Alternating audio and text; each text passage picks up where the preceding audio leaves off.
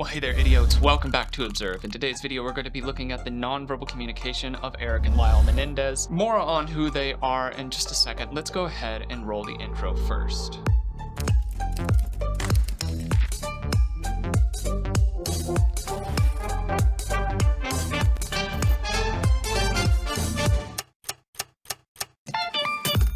Alright, for those of you that do not know, in the 1980s, the Menendez family seemed to embody the American dream. Jose Menendez, a Cuban immigrant, had fled his home country after the revolution and worked his way from living in an attic to earning a swimming scholarship that put him through college. It was there that he met Mary Louise, or Kitty Anderson, a beauty queen a few years his senior.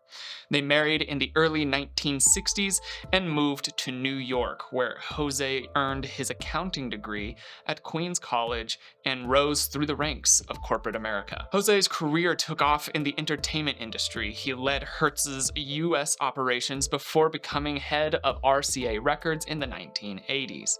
Eventually, his work brought the family from New Jersey to Los Angeles when he took a job in the film industry. The Menendezes settled into a Beverly Hills mansion previously owned by stars like Michael Jackson and Elton John. This would later become the scene of their horrific murders. Joseph Lyle and Eric Galen, their two sons, appeared to mirror their father's success. Joseph, who goes by his middle name Lyle, was a talented tennis player with a bright future in business, while Eric, also guided by Jose, was even better at tennis and ranked nationally. But Jose was known for being extremely harsh and demanding with his sons. A former coach once remarked that Jose was so competitive that he did everything he could to push Eric, but it crushed Eric's confidence rather than encouraged him. In California, cracks started to show. Eric got involved in a string of burglaries in 1988. He avoided jail time but was ordered into therapy with Dr. Jerome Oziel. Lyle attended Princeton but was soon suspended for plagiarism. These were early signs of the deeper troubles that lay ahead. On the night of August 20th of 1989, Jose and Kitty Menendez were brutally murdered in their home. Shot 15 times with 2 shotguns, their bodies were left almost unrecognizable. At first, investigators suspected a mob hit considering Jose's high-profile career and rather abrasive personality. The brothers initially claimed that they had been at the movies that night and discovered the bodies when they returned to retrieve Eric's ID. Eric, only 18 at the time, was found sobbing on the front lawn when the police arrived.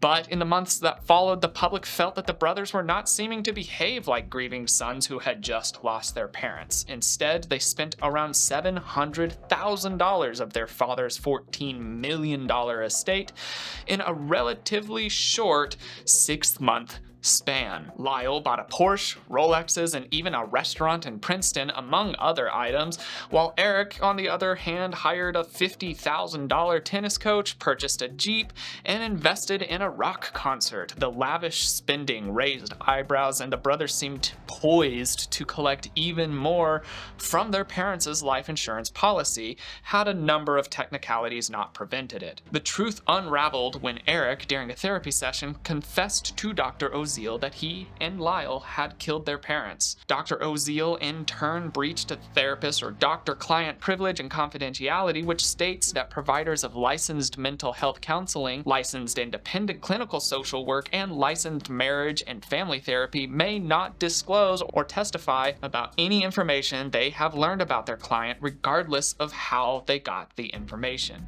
The breach came in the form of revealing Eric's confession to Dr. Oziel's prior patient, then mistress. She then, in turn, later revealed the confession to the police in a vengeful attempt to bring Oziel to some form of justice for alleged misconduct he had had towards her. Despite the apparent clarity of the confidentiality breach, legal battles ensued over whether the therapist tapes were genuinely protected by doctor-patient privilege, the resolution of which found 2 of the 3 tapes, including Eric's confession, to indeed be admissible in court due to testimony that Lyle had threatened Oziel and therefore nullified the circumstances of confidentiality. Their trial began in 1993 and became a media sensation. broadcasted on the then new court TV. It captivated the public with its elements of wealth, scandal, and brutal crime. Prosecutors argued that the brothers killed out of greed, hoping to inherit their parents' large fortune. But Lyle and Erik claimed they acted in self-defense after years of sexual and emotional abuse from their father.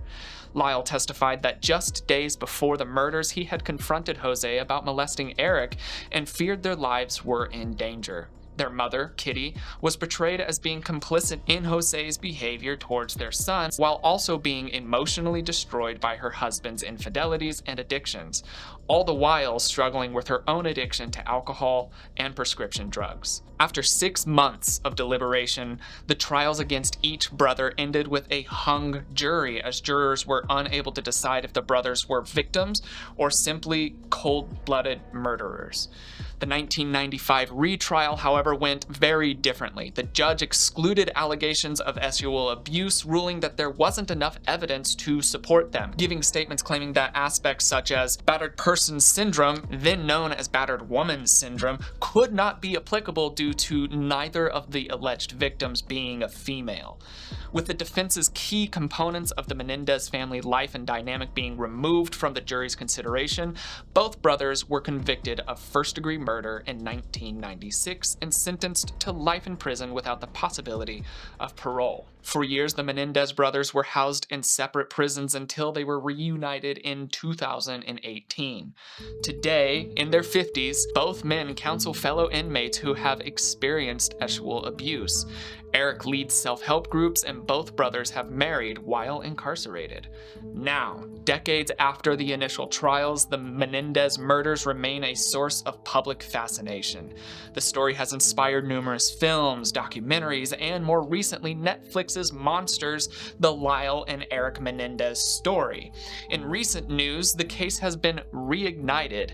LA District Attorney George Gascon recently announced his office is reviewing new evidence, including a letter written by Erik that his legal team says corroborates the brothers' claims of long-standing sexual abuse by their father. These revelations, along with allegations from singer Roy Rosello of Menudo, who accused Jose of drugging and sexually assaulting him, having resurrected serious questions about whether the brothers were truly acting in self-defense. At a recent press conference, family members and attorney Mark Garagos argued that society's understanding of sexual abuse has evolved over time, particularly when it comes to male victims, stating if they were the Menendez sisters, they would not be in custody, with Garagos pointing out that the change in societal views around trauma and PTSD and hopes that new evidence will lead to a retrial or resentencing, supporters have launched petitions advocating for the brothers' release. While Gascon acknowledges that the brothers undoubtedly committed the murders, the upcoming hearing on November 29th of 2024 will determine whether their actions, given the trauma they endured, might be reconsidered under today's standards of justice. I think that's enough of the backstory. We're going to go ahead and dive into an interview between the Menendez brothers and Barbara Walters that was aired back in 1996. We'll see what we're able to glean from their nonverbal communication to see whether or not their storyline of the dynamic within their family holds weight emotionally, as opposed to what some believe is just a ruse. Let's go ahead and dive in. What went through your minds when you heard that verdict? First-degree murder, guilty. That I was going to spend the rest of my life in prison without any possibility of ever getting released. And you're devastated. I was devastated. Could have been death. I'm going to go ahead and pause here just to make note of some of the settings and also to give some background to you.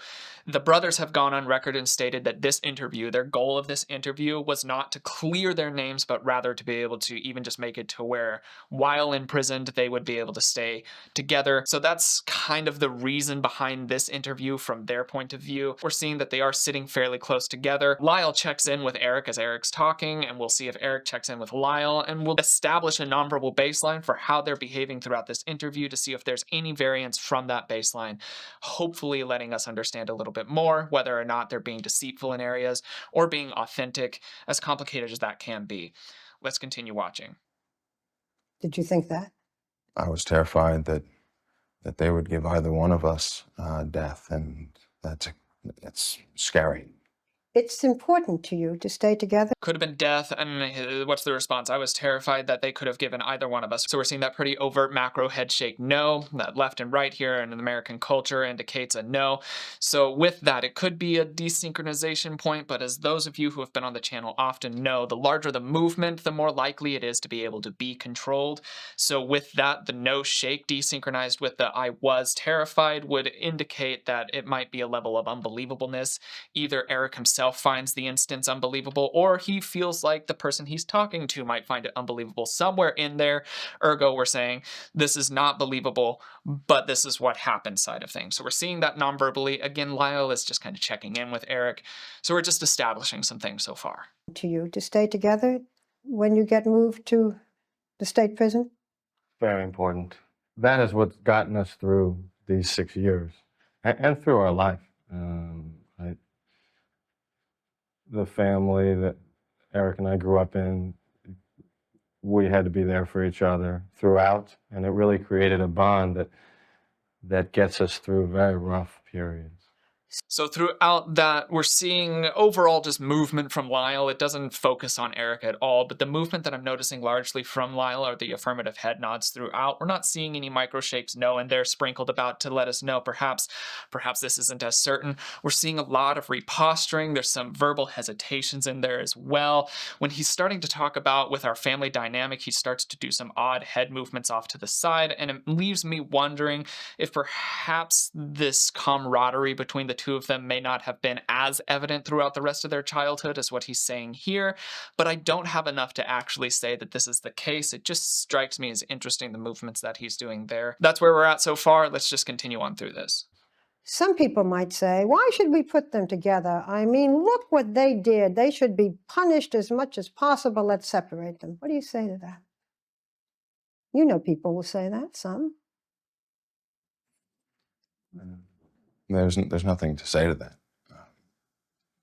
Interestingly, yes, nothing to say to that, I suppose, but you could see Lyle start to have some agitation creep in underneath the table as you could see him start to fidget with his hands. He's likely doing some hand wringing. Along with that, you see his shoulders creep up ever so lightly. This defensiveness makes sense as well. So that question of why should we allow them to be together? Perhaps the public doesn't want them to be together. It made Lyle feel defensive and agitated. And then Erik seems to take a little bit more of a calculated response. Neither of them respond confidently with this question, and I don't feel like that's either here nor there emotionally speaking in this instance. It's an interesting question, but it's not one that is implicative of any direction. It's just one to look at. Let's keep watching. What we did, it was awful, and I wish I could go back. We will spend the rest of our life in prison, but if we're not put in the same prison, there's a good probability I will never see him again. And that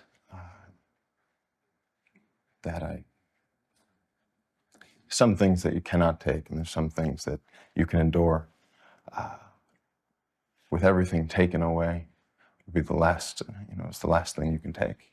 Do you think... I'm gonna go ahead and pause here. So as he's talking, you see a couple of these thumbs up gestures here. This is a smaller controlled fingers interlaced gesture of this, which the palms up is a submissive gesture. It also can be seen as open nonverbal communication, but also it can and regularly is mixed in with a shoulder shrug as well. So when somebody is palms up, they're submissive, but if there's a mix in with a shrug in there, that also lets us know that there might be a level of insecurity with what they're saying as well. I'm still questioning on some some level the legitimate importance of them being together in the same prison. And it's something that they did gun for. So we're seeing that come up here. I'm also starting to hear at the end the possibility of some emotion coming into Erik's voice as you're starting to hear the pitch fall apart a little bit, a lot more cracking coming into the voice. And then there's the possibility, it's difficult to see with this quality of video, there's the possibility of some tears coming into his eyes, which that's harder to control. Many people say, especially people that have watched the initial court videos, that these boys are actors, and I understand why that is something that people can immediately jump to, is that, oh, well, they killed their parents, they wanted money, so obviously this portion must be acted, and so therefore these boys are good actors. I don't find that to be necessarily true, especially considering the context of which they were raised. Their father, Jose, was not one that at all appreciated weakness in his sons. There were many testimonies of him behaving very poorly towards his sons in regards to that. Even Jose's approach to business and life in general was more of this aggressive, no weakness shown facet. So to then think that perhaps Erik and Lyle got really good at playing a victim with that side of their raising, I feel is less likely. They did not grow up in an environment that encouraged them to hone their acting skills in this way. If anything, their acting skills would be more shown more clearly in their front-facing verboseness towards people. Perhaps overconfidence or brashness would start to shine through much more likely than them being able to pull off genuine tears, the inflammation, and the mucus that comes with that. So if you watch the original video even that I did of them here on the channel, you can see that emotional state, and I simply disagree with the people that think that it's acting due to the circumstances of the sons themselves. Also, with the amount of emotional display that they did carry, maintaining natural emotional profiles, it seems less likely that these boys could hone their acting skills enough to produce such synchronized nonverbal communication in regards to that. There's still so much left of this interview, so let's continue to see what we can gather through it. Do you think the media has portrayed you fairly? Can you tell? I don't know if anyone can be portrayed fairly in the media, who they are. Well, let me say it. There are people, a great number of people, who think that you two are spoiled brats, that you are evil, that you are monsters. What do you say to them? During that time, once the word evil is brought in, you can see Erik flash his gaze downwards. This could be in relation to the vein of shame, which would make sense contextually with what was just stated there. Meanwhile, on the other side of things, Lyle maintains fairly strong eye contact in that, and that also makes sense with the psychological profiles of the two boys from the rest of the storyline. Lyle seemed to be more of the one to take charge, to be more aggressive, to have the game plan, to do things. Even in the initial crime itself, he was the one who started the act of the shooting. So he's definitely the leader in this group, while Erik is the one who has a more soft or sensitive side. So then that usage of the word evil doesn't seem to affect Lyle as overtly as it does affect Erik. This fits everything contextually. Let's continue. That's not who I am, but I can't defend that.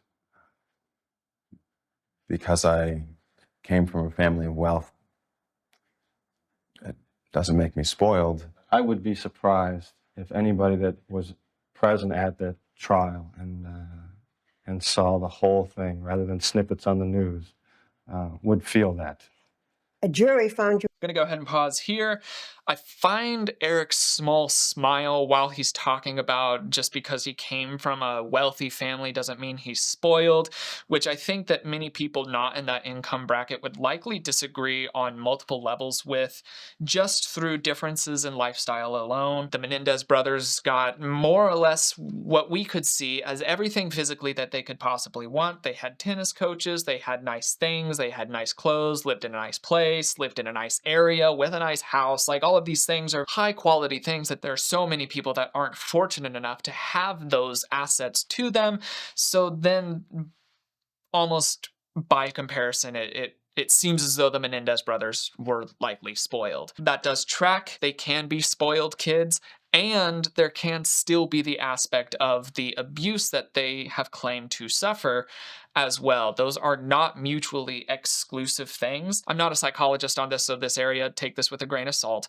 But from my understanding, in abusive situations like this, it is not uncommon for the victims of this abuse, especially when it's children, to misbehave in general. So this problematic behavior does not disqualify the possibility of abuse. Non-verbally speaking, throughout this, Lyle doesn't show any areas of desynchronization with his nonverbal communication. It does track, and it makes sense why the jury had so much difficulty landing on a final verdict on the first time around when the allegations of abuse were able to be used as evidence. As soon as that was removed, it became very cut and dry, and that tends to be the case with just about anything. As soon as you remove aspects of details or information, things can become so much more cut and dry, but oftentimes too can be incorrectly cut and dry, black and white in an incorrect way. So far we're just gathering more information. Let's continue on through this. Jury found you both guilty. Right, but I don't think you aren't guilty because they found you spoiled. Or evil. Or evil. Just a normal, I'm just a normal kid. Oh, Eric, you're a normal kid who killed your parents. I know. And you still say you're a normal kid? Well, I didn't have normal experiences, but I am. I did that, and there's not a day that goes by that I don't think about what happened. I'm gonna go ahead and pause here. So Eric does pull this card out of "I'm just a normal kid," which Barbara quickly does call out, and I do think that was a justified response from Barbara to be like, I don't think that normal is the best description. Her reasoning for it is just the crime side of things. He killed his parents, and that does kind of separate them out from a lot of quote-unquote normal kids. But then along with that, their lifestyle was far from normal. It was a very specific elite lifestyle. So this concept of "I was just a normal kid" has its limitations. And as if to really hammer that having limitations aspect down, Eric's response is to lose confidence. He starts to cave in a little bit. You see a shrug. You hear his pitch increase. He checks in with his brother, who is, again, the leader of the two of them. And he said, well, yeah, I mean, and as he's starting to flow with this new nonverbal avenue that he has here, it lets us know rather clearly that his security in what he said has fully fallen off. Barbara found a point of contention with what he stated earlier, and when she pushed against it, he fell apart, ergo letting us know that no, Erik and Lyle are not what we would consider normal kids. But then in the realm of psychology, there is very rarely a normality. Everything seems to be on a spectrum, and there are so many different shades of gray that it makes it difficult to find this normalcy as opposed to oddness. It's a fascinating area, and also kinda a testament to the time, the day and age that this was shot in. Again, this is 28 years ago that this was filmed, and so much has developed culturally, socially, and psychologically for everyone that these sorts of statements, there's more light shed to them. Anyhow, let's continue. And wish that I could take that moment back or change what happened. But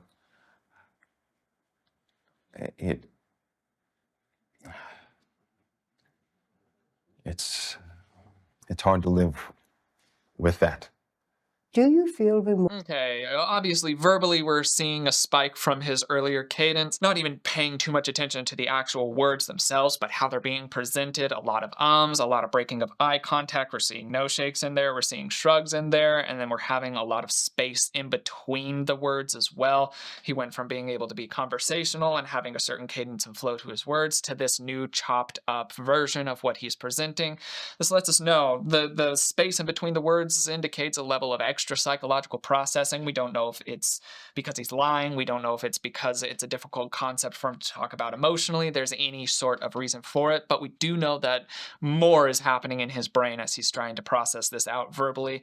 And then the little nonverbal indicators in there as well, as he's looking down, the nose shakes and the shrugging. All of these are in that negative vein of emotion, could possibly be desynchronized, but again, pretty overt, more likely to be controlled, so I'm less likely to attribute an emotional weight behind that outside of the negativity that is what he's speaking about. So he falls apart a little bit in that area, which is fascinating to be able to make note of, but let's continue on through. Do you feel remorse? Tremendous remorse. And I think There's tremendous pain. I mean, from the second that I got back to the house after the shootings, I saw what happened and I said, this is wrong. All right, so the tremendous remorse. I find that verbal patterning makes sense. Tremendous remorse. There's a little head nod in there as well. It's pretty micro, so to me that would indicate a level of synchronization, authenticity towards what Lyle is saying. It's a small point, so I can't say that based off of that small point, everything he says is genuine or authentic or synchronized, but that small point seems to be what I find then fascinating is the parroting of that exact verbal phrasing from Lyle to Erik right shortly after. And to me, that indicates, again, a little bit of that role that they played in regards to each other. Again, Lyle being the leader and Erik being more sensitive or being more of a follower. But while that does add more context to their interrelational dynamic, it doesn't add too much clarity to the case itself, as Erik's talking about the pain that he's experienced and likely still does. There's not too much non-verbally to mirror that, to be able to indicate that what he's saying is indeed authentic. There might again be a little bit of difficulty in the tone and pitch that he's producing, and perhaps a little bit of hazing up of his eyes, but those are minuscule at best, and the visual portion of the eyes is also left a little bit up to interpretation because of the quality of video again. So we're still working with some fallible source material, but doing the best that we can. Let's continue watching this. It's wrong. This is awful. How could this have happened? I couldn't accept it. You couldn't accept it, but you called the police. You pretended that you hadn't done it. You cried. You went off on a spending spree. I mean, we all read about it. You bought Rolexes, you bought cars, you didn't say, oh my God, what have I done, and turn yourself in. Well, that's not really what Well, I've sort of stuck it all together, but. Yeah, you did a good job at it. We got back to the house. The police were... Okay, during that time, as Barbara's kind of recounting what they did, what the brothers did shortly thereafter with the purchasing of things and calling the police, and the list goes on, Erik again is not maintaining the eye contact that Lyle is, that fits with their personality types that we've even been able to see in this interview and stay consistent throughout the rest of their interviews and interactions with any form of screen time. The question then that Barbara has is a fascinating one, and again, the actions being carried out are not mutually exclusive with the abuse allegations that the boys have raised. The coping mechanisms for trauma are varied between various people, and so perhaps this was their way of coping. Again, everybody responds to trauma differently. Along with that, though, I want to make note of the fact that they did initially try to dodge responsibility for this. They went and they got tickets. They went and tried to develop an alibi. That also is discounting the fact that initially they sat at home waiting for police to show up, and it wasn't until the police didn't show up for some time that they lost their nerve and decided to create an alibi. That might be the most indicative of their desire to avoid responsibility, but again, Barbara presents the question as if what she's saying disqualifies them being abused, and it simply doesn't. So let's continue watching. The police were there, and it was a matter of telling him you did it, or just saying, I don't know who did it. And that's what we did. And if I could go back, perhaps I'd say I did it. I mean, part of that started from the fact that we waited afterwards, and the police did not come. And in that time that we went. All right. So Lyle's going to be talking about what I just talked about, but while Eric is saying if I could go back, perhaps I would say that I did it. He purses his lips and he does a little bit of shrugging there and looks off to the side. To me, that indicates that I don't actually believe that Eric would have owned up to it initially had he gone back and done this all again the same way and got to that point, with that shrug being in there indicating the insincerity, the breaking of eye contact, and the pursing of lips indicating a level of negative emotion. I have questions. I don't necessarily believe that he would have owned up to his mistake or his crime. Now Lyle is adding more context to this, which again, Lyle seems to be the fixer of the situations, and that fits with what their narrative is, that fits with, honestly, it fits with everybody's narrative.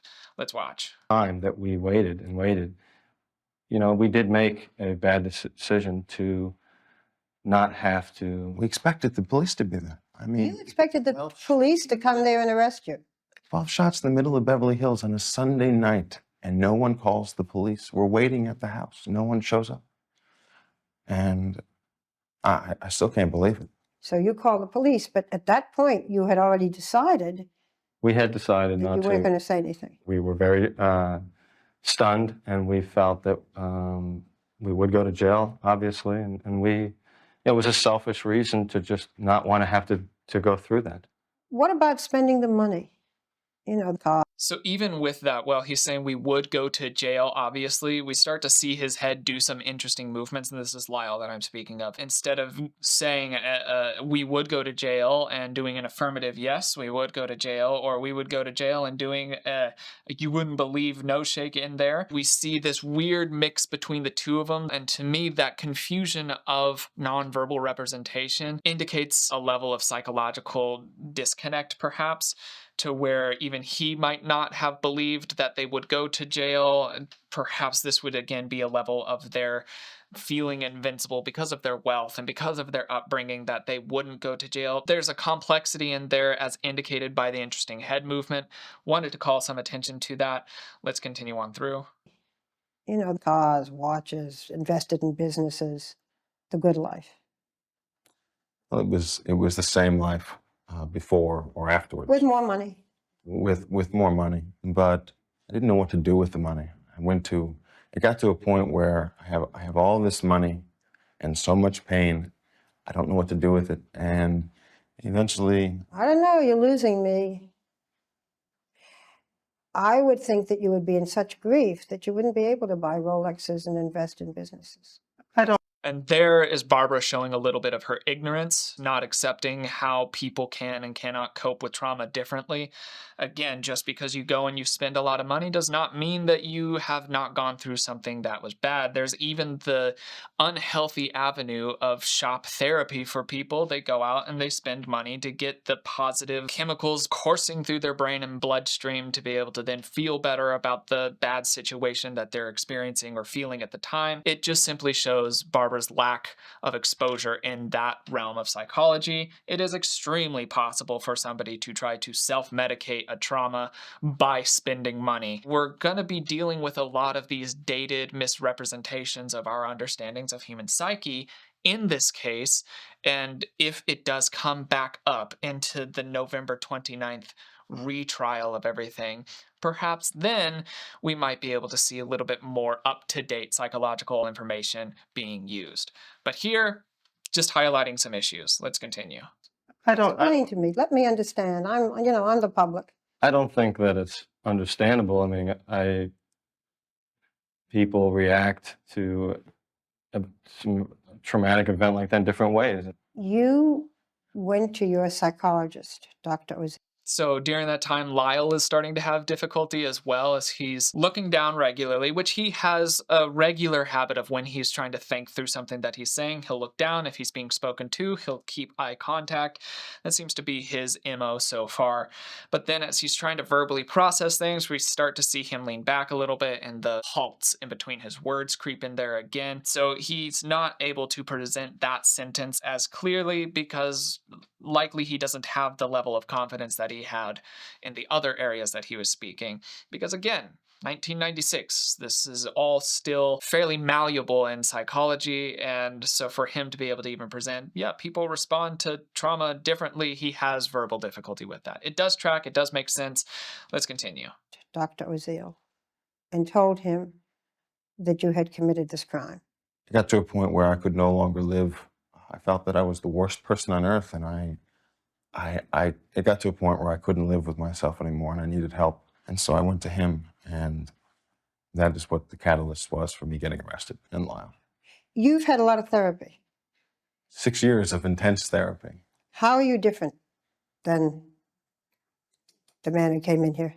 I'm 6 years older. I'm a lot more mature. I came in here as an 18-year-old kid who didn't know anything about What life. did you learn about yourself? I learned that I learned what love was about. I learned what love was about because of my grandmother, because of all my relatives who didn't say, "I can't believe you did this." Instead, they said, "Erik, I know who you are. You're not this type of person. You're not the type of person who could do this for no reason." Have you had therapy, Lyle? Gonna go ahead and pause there. So this is an interesting just string of questions in regards to therapy, and many people do find it hard to present differences in themselves over time and whatnot. But what I wanted to focus on was whether or not Erik would say he learned something that he was able to grow about himself. He did something poorly before. He now is able to find a better path for himself, or a healthier path for himself now, something along those lines, which would indicate that level of self-critique and willingness to grow and change. But instead of having anything that he found as bad towards himself, he says, well, I learned what love is, and he takes it extrinsically. He goes to external sources. He said, oh, I learned love from this person and this person and this person because of how they said XYZ or how they handled XYZ. Which isn't an answer to what Barbara said, and to me, that does trigger a question. Perhaps there hasn't been any level of growth for them. That's difficult to say at this point, but I do find that response, I do find that interesting. Now we're gonna see what Lyle says. The same therapy, and it really works to just have someone you can communicate with that's willing to listen. All our lives, it was just sort of fending off things. It almost sounds like prison was a good thing for you. It was. It I was? mean, at first, I killed my parents, and I spent 6 months out there in horrible agony because I had done this. I mean, a year before, I told my mother how much I loved her. I could not have imagined doing this even a week before to her. I adored her. And then suddenly you're arrested, and everyone can know you did it, and you can finally tell people, and it's a relief. Lyle, you're looking at your brother like you almost never heard this before. Tell me how you felt. All right, fascinating here. I see a shift, and it's a fairly harsh shift from Erik. He has a fairly subdued nonverbal behavior pattern that he's stuck to throughout the entirety of the interview from the beginning to this point. And then he does a very sudden, seemingly unprompted shift to where he leans forward, his tone shifts, his pitch shifts, even the intensity with which he's speaking shifts as he's trying to talk about the emotional toll that this took on him and how prison life ended up on some levels being beneficial to him. Barbara then is calling out Lyle for Lyle intensely watching Erik talk about this side of things. And Barbara says, it looks as if you didn't know any of this sort of thing, which I find fascinating because that's not necessarily what could be gathered from that. And to me, it would make more sense that Lyle would want to check in with his brother, who just fully shifted attitude here and behavior patterns here in such an overt way. So that check-in makes sense there. Why Erik shifted that way doesn't necessarily make sense. When you see these crashes from one to a whole different style of emotional display with no onset, with no profile, that is commonly found in a forced emotional state. So perhaps at this point, Erik is really trying to emotionally, for lack of a better term, manipulate Barbara to maybe win her over to their side on some level. So it could be a manipulation point on Erik's side. Difficult to say, but that is where things are pointing with that little area there. But we still got a little bit left of this before we wrap this video up, so let's continue. You know, for me, emotionally being in prison conditions was really not, emotionally was not a shocking difference from the life we had lived, because we lived really a All right, so with this, Lyle is showing some uncertainty in there. We're seeing the head bobs mixed with the shrugs in there. We're seeing him lick his lips very briefly. All of these are indicating nervousness and agitation. The shrugs also possibly indicating insincerity or insecurity with that. And then verbally, along with that, we're hearing a lot of difficulty with the ums and uhs and uncertainty in even just his verbal representation of things. I have questions about whether or not then the entirety of the statement is valid. Was there really no shift for him emotionally from outside life to prison life? Indicated by his nonverbal communication, maybe there was a shift. And he doesn't feel comfortable stating that there was a shift because that doesn't really play into this storyline that they have presented. It's complex to say. Let's continue on. really a very stressful, fearful life. And to me, it was kind of like I felt I should be punished. And it didn't feel good, but there was a part of you that feels like That's right. it's better. You get a lot of mail? We still get a tremendous amount of mail. Hundreds? We've got hundreds, thousands over the years. We asked your lawyers to give us a sample of some of your letters. A great many of them seem to deal with from people who have been abused themselves and relate to you. Lyle, what do you say to people who write to you? A lot of people that have written were very, they drew a lot of strength from watching the trial and from seeing Erik and I. And I've gotten mail after the verdict, people discouraged. And I wanted to say to them to not lose hope because of this one case and this one verdict. Very unique situation here, and that this does not mean that if they go get help, people won't believe them, or people will treat them harshly, or they'll be ridiculed. I don't feel they will be. That's not to say do what we did. Don't do what we did, but don't be afraid. Don't be afraid of going People that want to reach out to social workers for help, but are ashamed or afraid. Do you also get love letters? I have to at least commend the Menendez brothers for that advice, to not look at one system of abuse and the response system around that and try to apply it to every other one.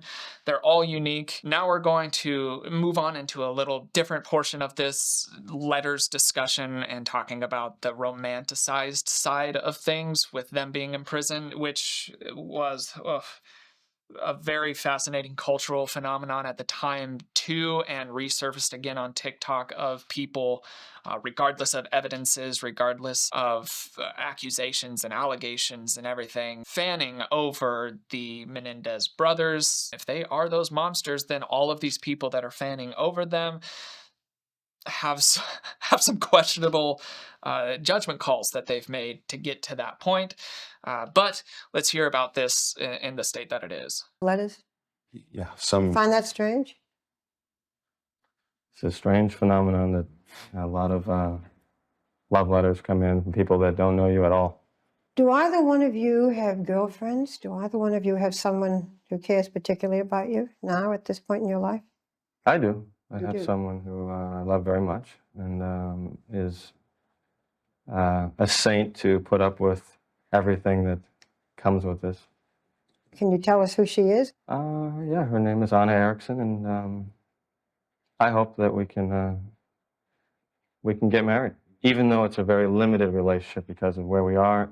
The exchange of love and sharing, it keeps you in touch with yourself and Not too much that I'm going off of non-verbally here, but it does rub me a little bit the wrong way that Lyle just so quickly and freely full names his significant other, when realistically speaking, it feels as if at that time that could have only harmed his significant other, especially if there was any desire to maintain some anonymity considering the circumstances. Perhaps there was already conversation between the two of them that they established it's okay to share this information like that.